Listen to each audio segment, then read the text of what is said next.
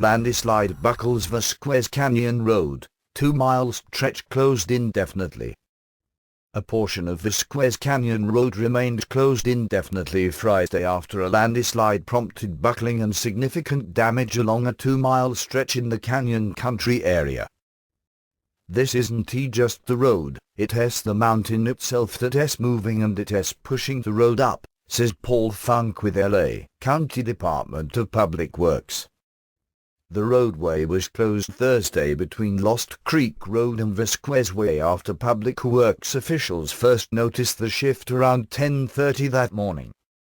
The closure was said to be indefinite and would likely last for a long time, Funk said.